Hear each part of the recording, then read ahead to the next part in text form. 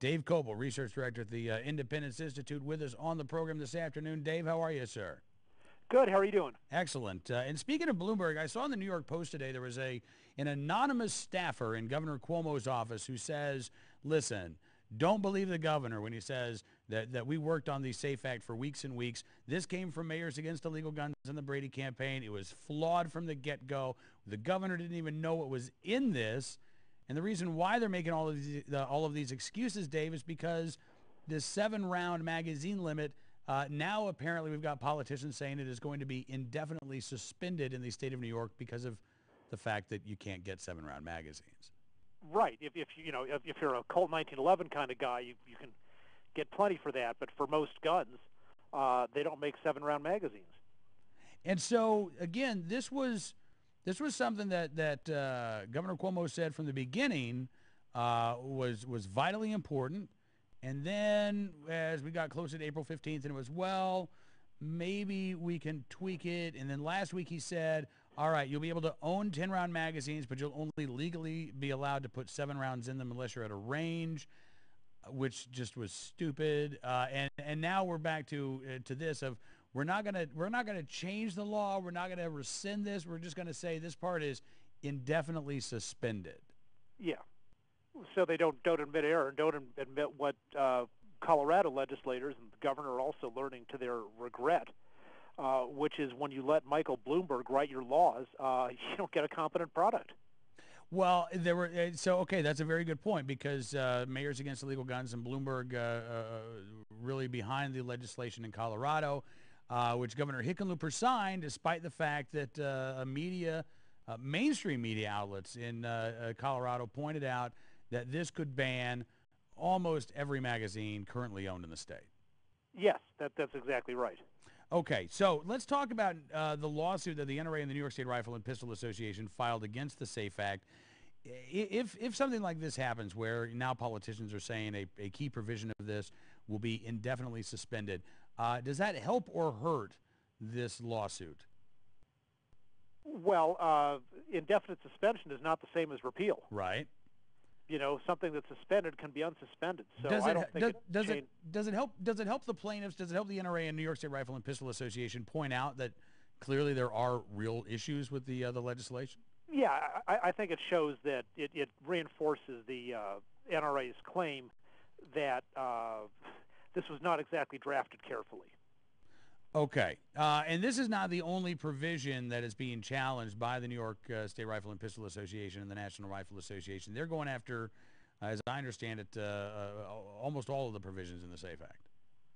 Well, that's right. I mean, and certainly the provision that you can have a 10-round magazine, but you can only have 7 rounds in it when you have it for self-defense in the home, I think is pretty defective under District of Columbia versus Heller. Interesting. And there's also this thing about readily convertible, which is like, what does that mean? I mean, there's no definition of it. Suppose I have a 7-round magazine, and I could put or an 8-round magazine for a handgun, and there are magazine extenders out there which exist, which could convert it to an 11-round magazine, but you don't have. I don't even necessarily own one of these magazine extenders. Does that make it readily convertible? If it has I mean, I have a feeling I know what Bloomberg's answer would be, Dave. Well, yeah. So then we're back to outlawing almost every magazine, which is the same problem they have in Colorado. Exactly. So I mean, we've discussed this before. The idea that gun control advocates really just wanted to grab as much as they could, let the courts sort it out, and maybe they'll get to keep some of this stuff. Is that really? I mean, maybe it could be more artfully described, but is that part of what we're seeing here? Just an attempt to grab what they think the electorate will let them get away with and let the courts sort it out? Well, not even really the electorate. It's what they can ram through a state legislature as fast as possible. Sure. I mean, it's this is a situation where they thrive when the blood is still warm. And they know the longer they wait, people come to their senses. They start looking at, say, the text of what's in the bill, and when that happens, things start falling apart for them. That was their problem in Colorado when people started actually reading the bill. Well, yeah, and again, this narrative that they were hoping to push that see America this time it is different. Colorado, they passed the sweeping gun control legislation with bipartisan support. Oh, but there was no bipartisan support. Exactly. That was purely Dem.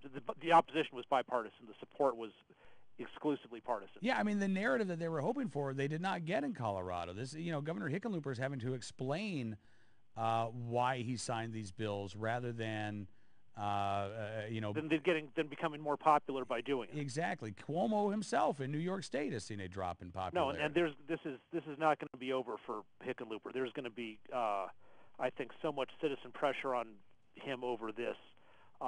He went to speak in Grand Junction over the weekend, and 340 people showed up to protest him.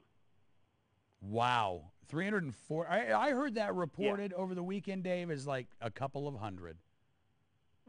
Not surprising that the media would want to try to downplay Yeah, but those numbers. I mean, even a couple of hundred is pretty good. Well, heck yeah, it is. And you said Grand Junction, right? Yes. All right. Well, listen, I know we're going to be talking about this in the future, but in the meantime, if there are gun owners out there right now who are concerned, they live in Colorado, they live in Connecticut, New York State, California. I mean, Dave, what's your advice to these folks who are living in these battleground states right now? Be very politically active and let the NRA lead you in that. I mean, if you're an NRA member, you're going to get the alerts about when the bills are in action and what you can do. There's stuff. California is extremely active right now. There's a ton of stuff going on. So it's particularly crucial that people get involved there.